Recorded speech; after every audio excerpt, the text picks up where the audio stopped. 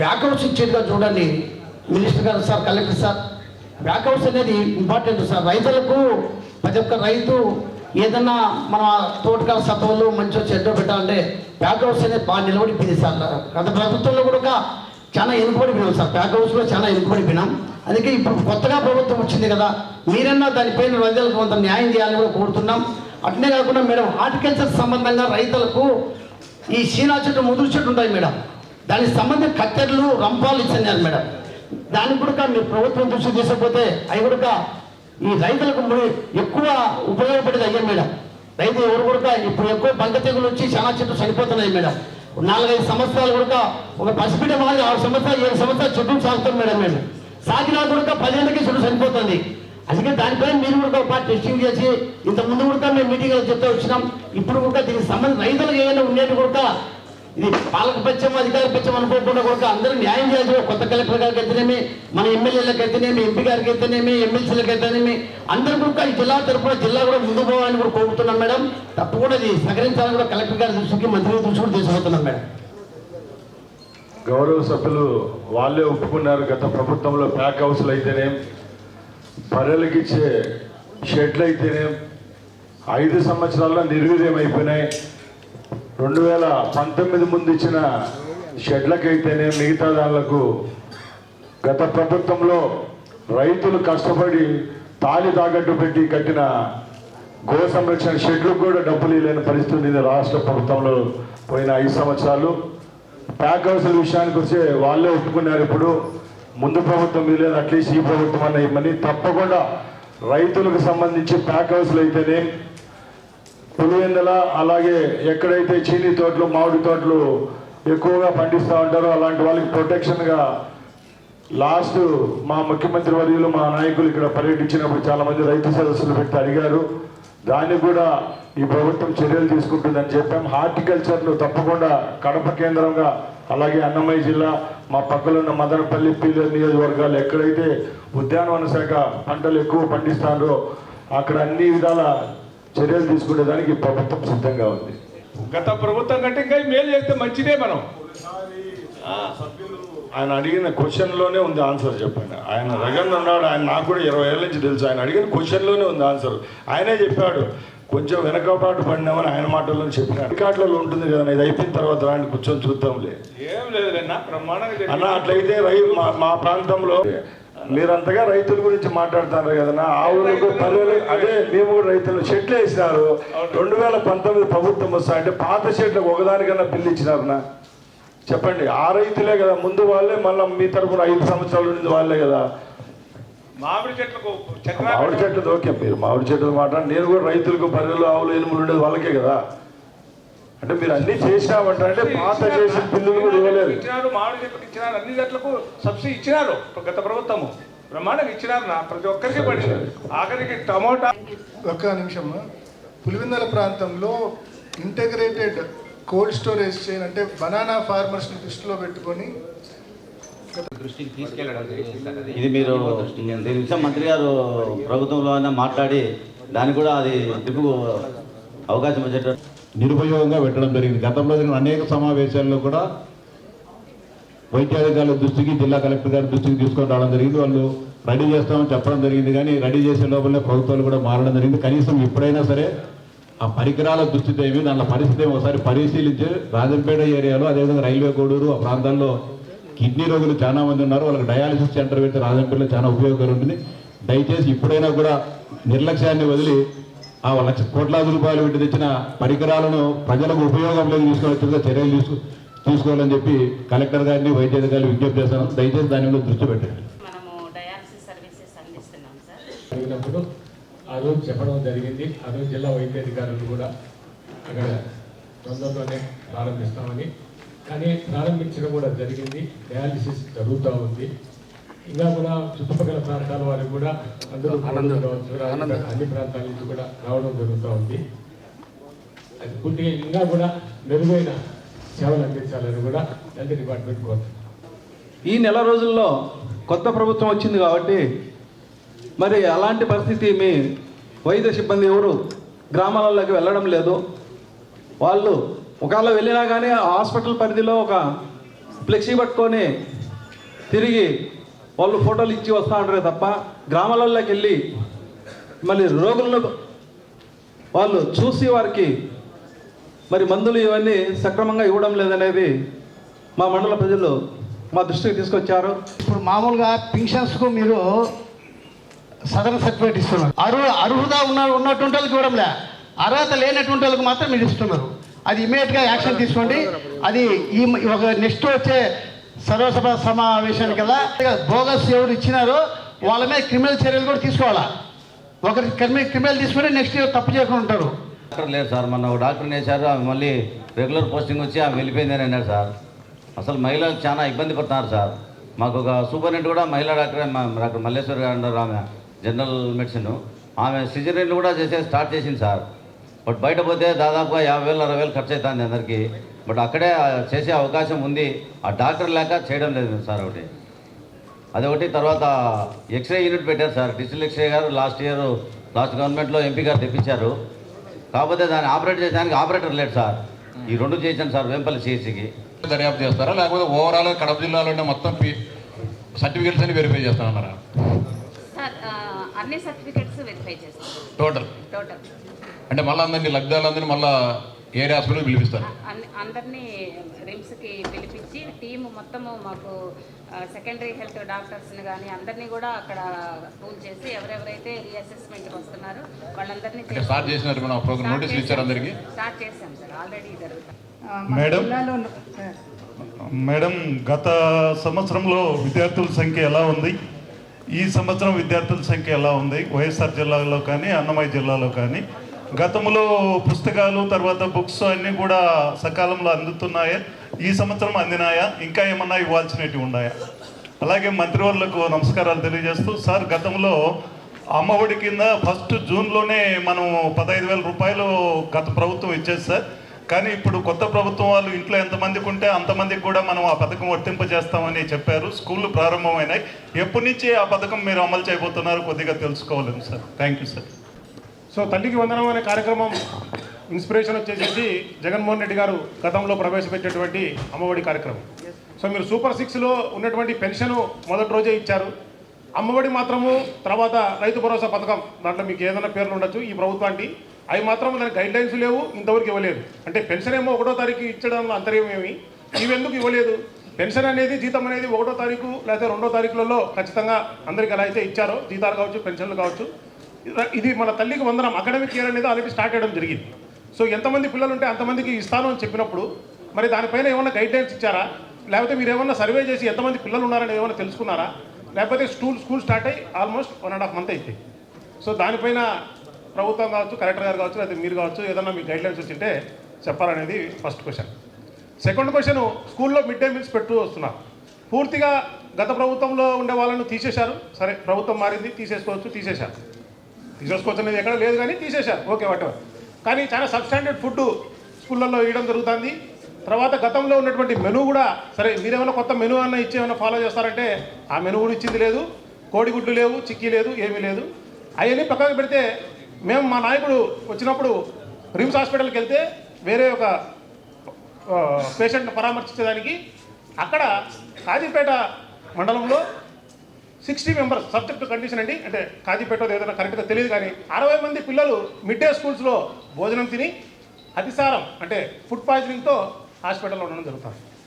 So ఈ 2 క్వశ్చన్స్కు మీ దగ్గర నుంచి ఎక్స్పెక్ట్ చేస్తున్నాం, లేకపోతే ఎవరు చెప్తారో వాళ్ళు ఇవ్వండి. మిడ్ డే మీల్స్ కూడా అన్ని స్కూల్స్ మీరు చెక్ చేసి ఒకవేళ చేస్తున్నటువంటి కుక్స్ సరిగైన ప్రామాణికాలు పాటిస్తున్నారా లేదా ఒకసారి దయచేసి మీరు చూడాలని చెప్పేసి కలెక్టర్ గారికి కూడా మినిస్టర్ గారికి కూడా మీకు 2019 సంవత్సరంలో జగన్మోహన్ రెడ్డి గారు ముఖ్యమంత్రి అయిన తర్వాత అమ్మకు ఒడి పథకాన్ని ఏ నెలలో ఇచ్చారు, ఎప్పుడు ఇచ్చారో సార్ చెప్పండి మాకు.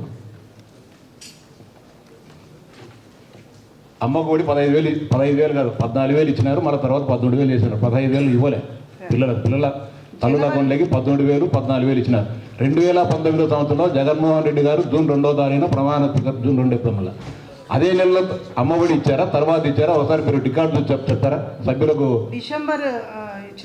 డిసెంబర్ అంటే జగన్మోహన్ రెడ్డి గారు జూన్లో ప్రమాణ స్వీకారం చేసి డిసెంబర్లో ఇచ్చినారు.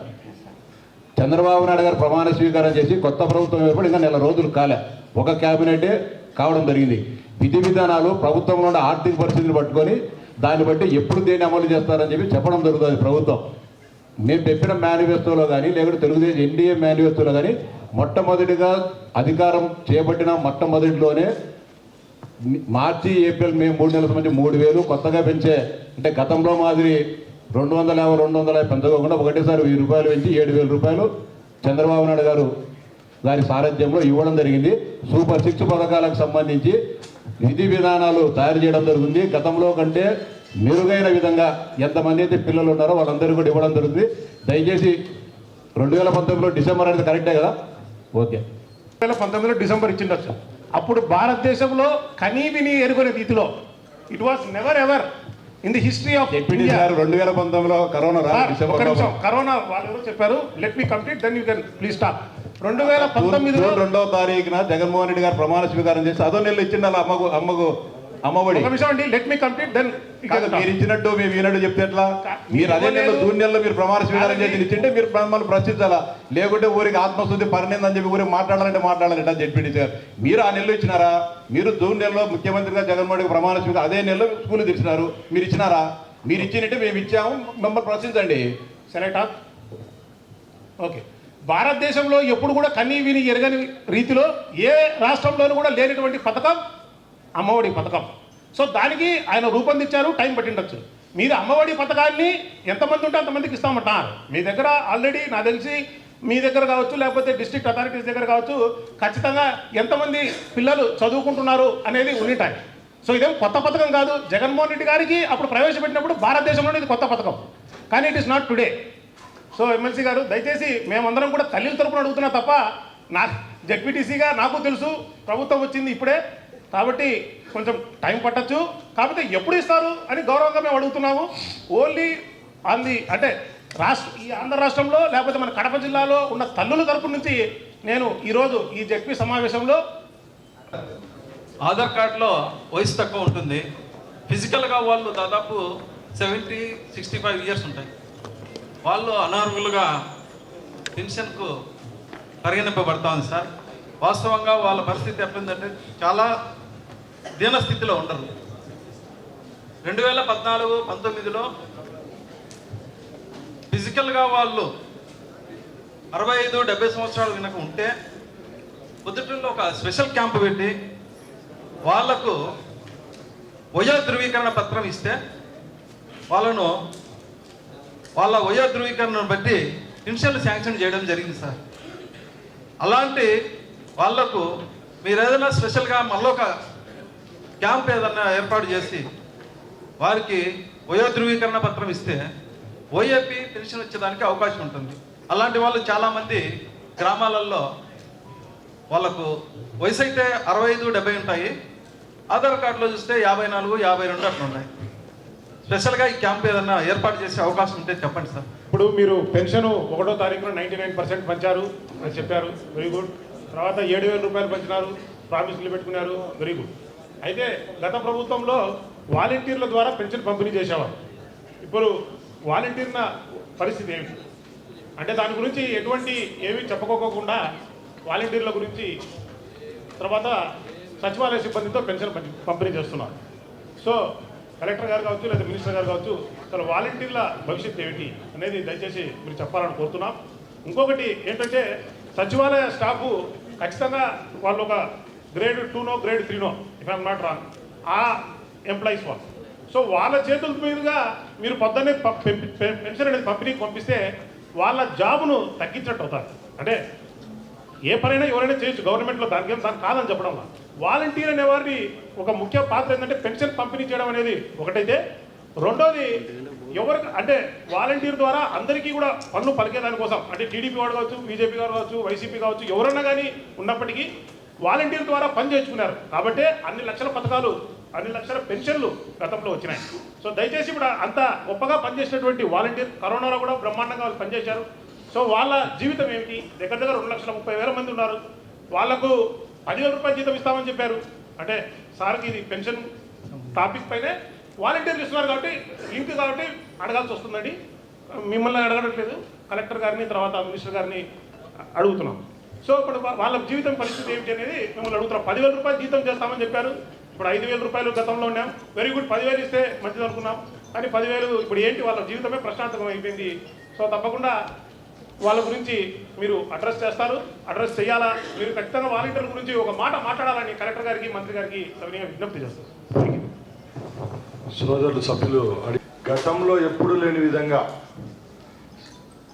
ఈ రాష్ట్రంలో 28 రకాల పెన్షన్లు ఉన్నాయి. దానిలో ముఖ్యంగా వితంతువులు అయితేనేం, వృద్ధులు అయితేనేం, ముఖ్యంగా సుమారు 18,000 అమరావతి కూలి రైతులు కూడా పెన్షన్లు పంచాం.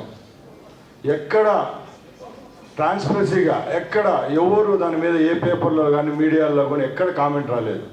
అంటే మేము ఇక్కడ ఆ పని జరిగేదానికి చిత్తశుద్ధిగా మొట్టమొదట గవర్నమెంట్ వచ్చిన 30 రోజుల్లోనే ఆ పథకాన్ని ఇంప్లిమెంట్ చేసినాం. మీరు చెప్పినట్టే వాలంటీర్లు పక్కన పెట్టి సచివాలయ సిబ్బంది దగ్గర ఇవ్వడం జరిగింది. మీరు చెప్పినట్టు 2,30,000 కుటుంబాలు అంటే వాలంటీర్స్ ఉన్నారు కాబట్టి వాళ్ళకు కుటుంబాలు ఉంటాయి కాబట్టి మా ప్రభుత్వం ఎవరిపైన కక్ష సాధింపు చర్యలు ఉండవు. మీరు ఎలక్షన్ టైమ్స్లో చూశారు వాలంటీర్లలో కొందరు ఏ విధంగా పనిచేసినారు. కొన్ని ఊర్లో పోతే వాళ్ళే రాజకీయ నాయకులు వెనకామంటే బ్యాగులు ఎత్తుకొని పాంప్లెట్లు పంచుతూ వచ్చినారు. ముఖ్యంగా కొన్ని నియోజకవర్గాల్లో పని కట్టుకొని మండల స్థాయిలో 8 వాలంటీర్లు ఉంటే అందరూ రిజైన్ చేయడం కూడా జరిగింది. అంటే ఒక పథకం ప్రకారం వాళ్ళ స్థాయిలను వాళ్ళే తగ్గించుకుంటూ ఆ వ్యవస్థను నాశనం చేసుకున్నారు. అక్కడ ఉన్న వాళ్ళలో 70-80% మంచోళ్ళలో ఉండొచ్చు, కేవలం ఆ 20% చేసిన వాళ్ళ వల్లే వచ్చింది. ఆ రోజు మీరు కూడా చెప్పారు, మా ప్రభుత్వం అంటే అప్పుడు మేము ప్రతిపక్షంలో ఉన్నాం కాబట్టి ఈ పెన్షన్లు మేమేదో వాలంటీర్ల మీద అబ్జెక్షన్ చెప్పి ఆ కోర్టు ఎలక్షన్ కమిషన్ తీసుకునే చర్యలతో వాళ్ళు పంచలేకపోతే కొన్ని మీడియా సంస్థల్లో కూడా ఒక 6-7 సంఘటనలు బాగా ఎక్స్పోజ్ చేసినారు. ముసలి మంచాలు ఎత్తుకొని పోయే ఫోటోలు, ఈ వీడియోలు ఆ వీడియోలు పెట్టారు. ఈ ప్రభుత్వం అయితే ఎవరి మీద కక్ష సాధింపు చర్యలు అయితే ఉండవు. మొన్నైతే 98% ఏదైతే ఉందో పంచినామో పెన్షన్స్ అయితే పొద్దున్నే 6 నుంచి మధ్యాహ్నం 3 లోపలే కంప్లీట్ అయింది. నేను కూడా ఆ రోజు టెక్కల్లో పంచాం, శ్రీకాకుళం జిల్లాలో. మళ్ళీ మధ్యాహ్నం వచ్చేసరికి ఇక్కడ వైజాగ్ వెస్ట్లో పంచుతామంటే అప్పటికే 85% పంచే విధంగా అయిపోయిందంటే ఆ ప్రోగ్రాం అయితే దిగ్విజయంగా కంప్లీట్ చేయడం జరిగింది. అలాగే ఏ ప్రభుత్వం చేయలేని విధంగా 1వ తారీఖున గత ప్రభుత్వాలు ఇచ్చినాయి, మేము ఒప్పుకుంటాం, ఇచ్చినారు, మీరు పెన్షన్లు ఇచ్చినారు. మేము చెప్పిన విధంగానే ముందున్న పెన్షన్స్ 2 నెలలు పెంచి 7,000 రూపాయలు ఏదైతే లోటు బడ్జెట్తో మా రాష్ట్రాన్ని మా ప్రభుత్వానికి అందజేసిన గత ప్రభుత్వాన్ని మేము ఒక పక్కలు తప్పులు పట్టినా మేమైతే లోటు బడ్జెట్లో ఉన్నామని చెప్పి ఎప్పుడు నిరుత్సాహపడలేదు. 1వ తారీఖున పెన్షన్లు ఇచ్చినాం, అలాగే ఉద్యోగస్తుల జీతభత్యాలు కూడా ఇవ్వడం జరిగింది. రాబోయే కాలంలో తప్పకుండా మా ప్రభుత్వం వాలంటీర్ వ్యవస్థ మీద మంచి నిర్ణయమే తీసుకుంటుంది. ఆ కుటుంబాలను అయితే దూరం చేసుకునే దానికి ఈ ప్రభుత్వం సిద్ధంగా లేదు. 1,20,000 మనం టార్గెట్గా ఇచ్చారు స్టేట్ లెవెల్లో. పీడి గారు ఆ వివరాలన్నీ మా దగ్గర ఉండాలి. మీరు బుక్లెట్ జిల్లా పరిషత్ సభ్యులకు అందరికీ ఒక బుక్లెట్ ఇచ్చినారు.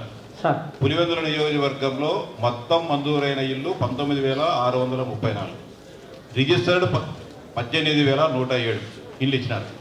కానీ మీ దగ్గరుండే అఫిషియల్ పేపర్లో పులివెందుల నియోజకవర్గంలో 18,226 ఇల్లు మంజూరైనాయని చెప్పినారు. ఎందుకు ఈ తేడా వస్తుంది?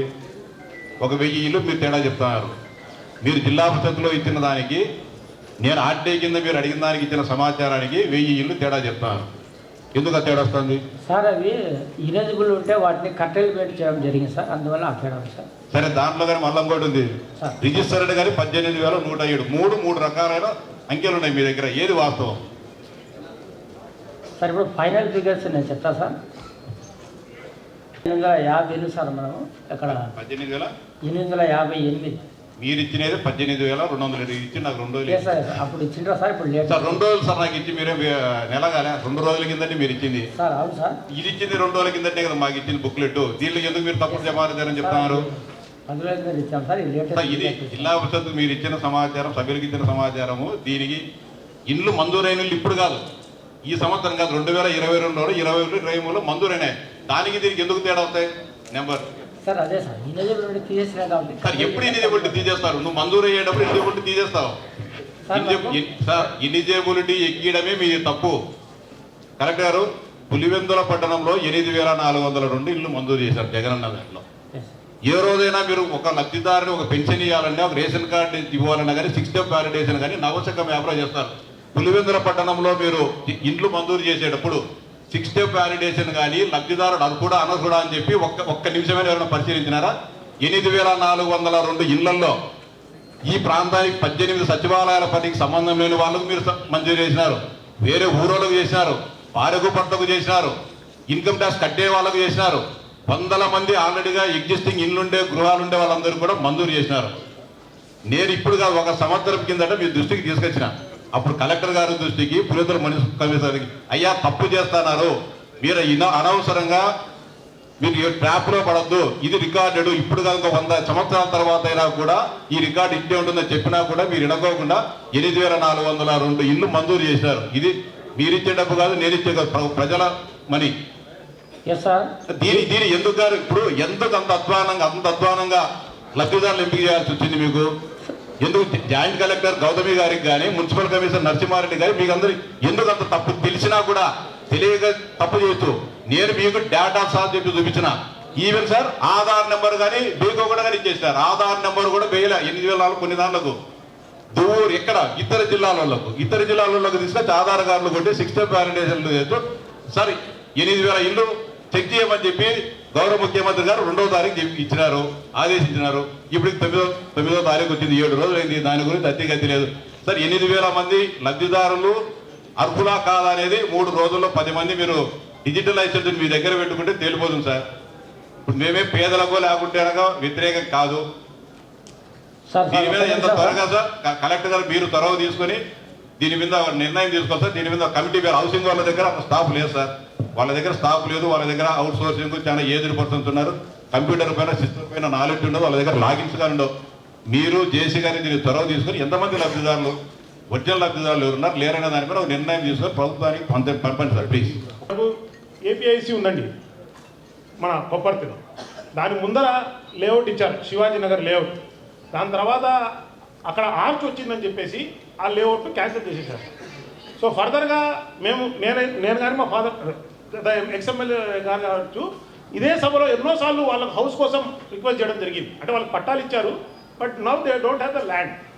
అంటే ఆ ల్యాండ్ మీరు కొప్పర్తి ఎస్టేట్లో మన లేఅవుట్లో కావచ్చు, లేకపోతే తాడికొట్టలో కావచ్చు, ఎక్కడో చోట కాంపెన్సేట్ చేయాలి, లేకపోతే ఒక కొత్త లేఅవుట్లను సృష్టించి ఒక 70 హౌసెస్ ఆ రోజు. But today we don't know the correct figure అండి. అంటే బెనిఫిషరీస్ ఒకవేళ ఎక్కువ ఉండొచ్చు, తక్కువ ఉండొచ్చు. దయచేసి వాళ్ళకు హౌస్ అనేది కల్పించాలి. గతంలోనే వాళ్ళకి పట్టా ఇచ్చారు, but because there is lack of land మనం అప్పుడు వాళ్ళకు ఇవ్వలేకపోయాం. సో అది ఫస్ట్ క్వశ్చన్ సార్ మీకు. సార్ కలెక్టర్ గారు ఒక రిక్వెస్ట్ అండి, హౌస్ కట్టుకోవాలంటే ఎవరికైనా కావాల్సింది మెయిన్గా ఇసుక. సో ఇది హౌసింగ్ ఇసుక 2 ముడిపడి ఉన్నాయి.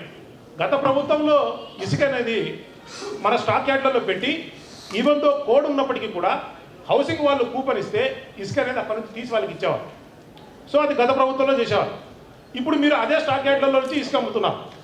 సో అది ఇసుక పరిస్థితి ఏంటి ఫర్ బెనిఫిషరీ అనేది first point. Second point, June 4th counting అయిపోయింది. సో June 4th కౌంటింగ్ అయిపోయినప్పటికీ మన 11 స్టాక్ యార్డ్లలో ఎంత ఇసుక ఉంది? July 8 మా రాజశేఖర రెడ్డి గారి దివంగత నాయకుడు జన్మదినాన్ని పురస్కరించుకోనో లేకపోతే ఏదైనా కానీ చంద్రబాబు నాయుడు గారు ఆయన ఫ్రెండ్ను గుర్తించుకొని నిన్న ఫ్రీ ఇసుక మొదలుపెట్టారు.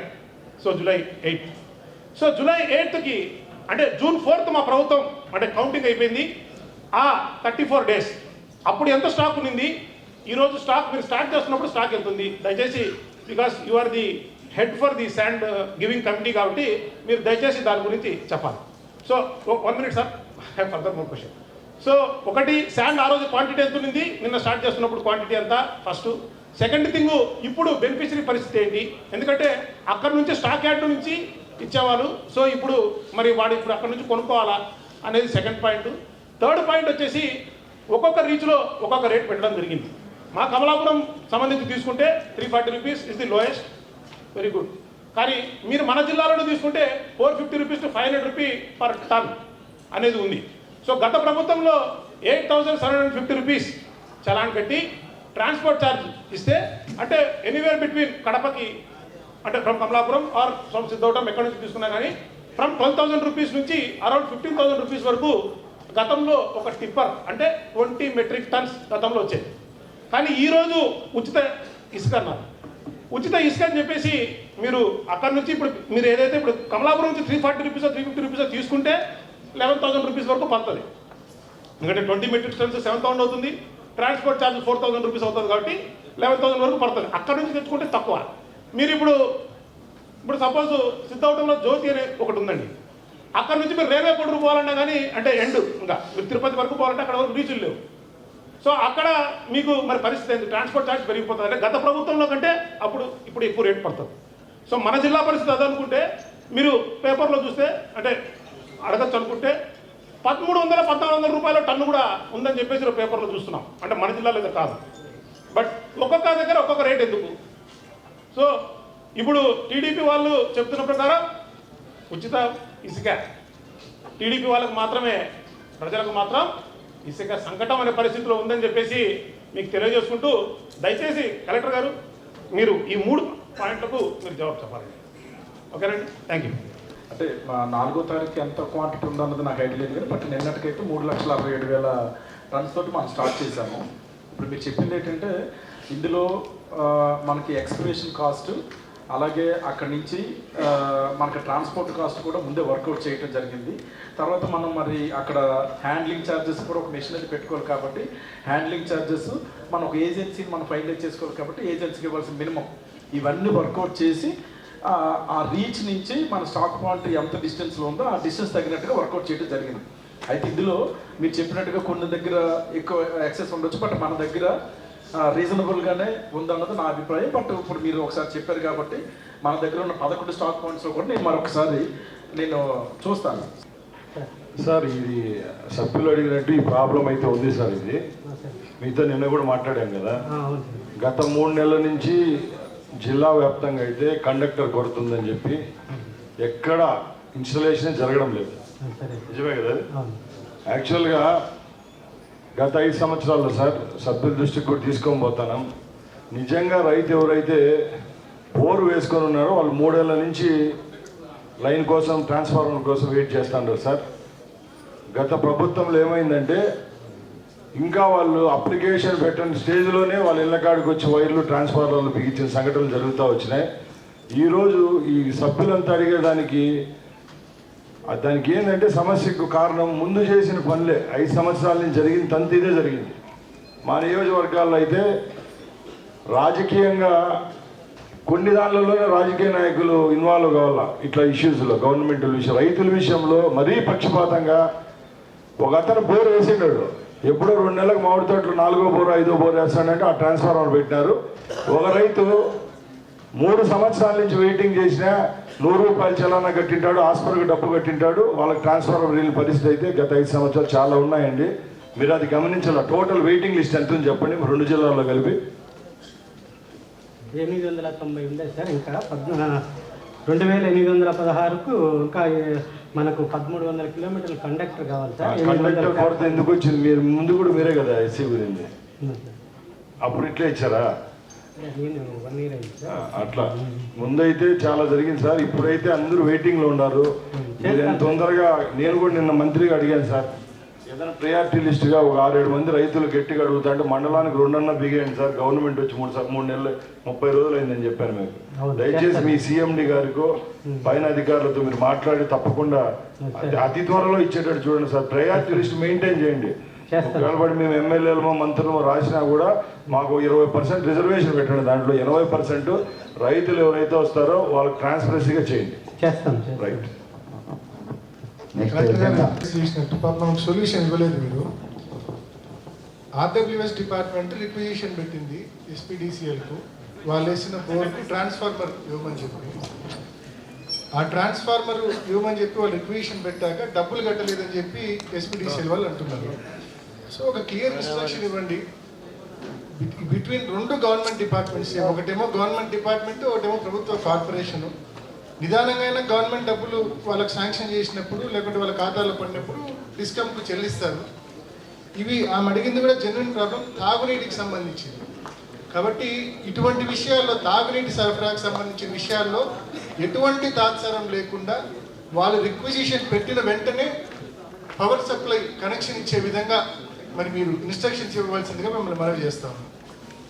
చెప్పండి సార్. మీరు లేదు నేను అరేంజ్ చేస్తాను. ఒక పోల్ బిగించిన 6 నెలల నుంచి ఒక అడంగా పోల్ బిగించిపోయినా ట్రాన్స్ఫార్మర్ అనేది ఎవరో కాంట్రాక్ట్ దొరకొచ్చుకొని మేము వచ్చి బిగించుకోవాలంట, మేము వచ్చి ఎత్తకొచ్చుకోవాలంట.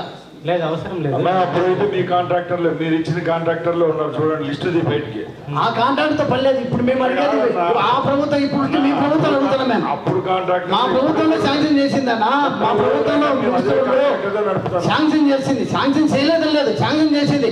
మా మండలానికి సంబంధించింది ఈ రాష్ట్ర చరిత్రలోనే 375 ట్రాన్స్ఫార్మర్లు ఇచ్చే చరిత్ర మా గవర్నమెంట్లో వచ్చినాయి. భగవంతుడితో ఆ రోజు మేము డీల్ చేసినాం. పులివెందులకు ఒక న్యాయము, మాకు న్యాయం అని కొట్టడంలో మాకు 370 ట్రాన్స్ఫార్మర్లు ఎత్తిచ్చినారు.